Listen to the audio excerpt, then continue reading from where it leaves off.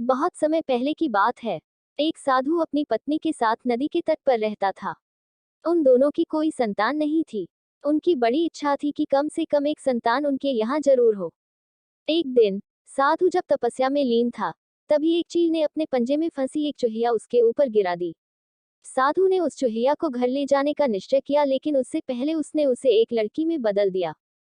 उस लड़की को देखकर साधु की पत्नी ने पूछा, कौन है ये? इसे कहाँ से लाए हो? साधु ने पत्नी को पूरी बात बताई।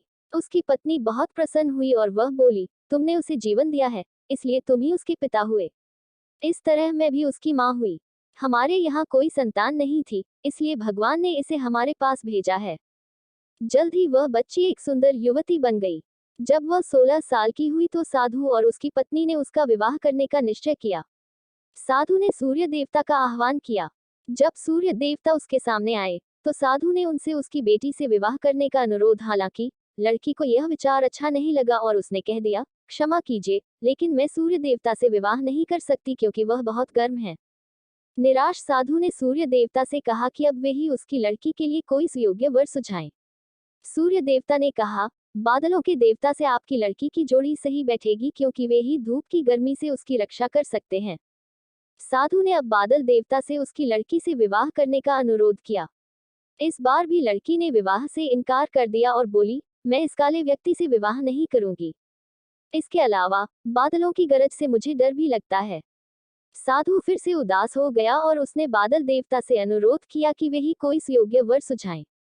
बादल देवता ने कहा, पवन देवता के साथ इसकी जोड़ी अच्छी रहेगी क्योंकि वे आसानी से मुझे उड़ा सकते हैं। साधु ने अब पवन देवता से विवाह का अनुरोध किया। इस बार भी लड़की ने विवाह से इनकार कर दिया और बोली, मैं ऐसे अस्थिर व्यक्ति से विवाह नहीं कर सकती जो हर समय यहाँ वहां उड़ता रहता हो। साधु काफी परेशान हो गया। साधु ने पवन देवता से ही कोई सुयोग्य वर सुझाने को कहा। पवन देव ने जवाब दिया, पर्वतों के राजा बहुत मजबूत और स्थिर हैं। वे बहती हुई हवा को भी आसानी से रोक सकते हैं। उनसे आपकी लड़की की जोड़ी सही बैठेगी। साधु अब पर्वतराज के पास गया और उससे उसकी लड़की के साथ विवाह करने का अनुरोध किया।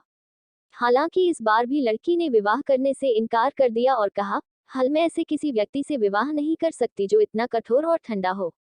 लड़की ने साधु से किसी नर्म वर को खोजने को कहा। साधु ने पर्वतराज से सलाह मांगी। पर्वतराज ने जवाब दिया, किसी चूहे के साथ ही आपकी लड़की की जोड़ी अच्छी रहेगी क्योंकि वह नर्म भी है और आसानी से किसी पर्वत में भी बिल बना सकता है। इस बार लड़की को वर पसंद आ गया।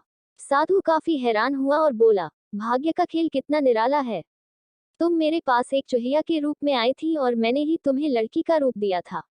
चूहिया के रूप में जन्म लेने के कारण तुम्हारे भाग्य में चूहे से ही विवाह करना लिखा था और वही हुआ।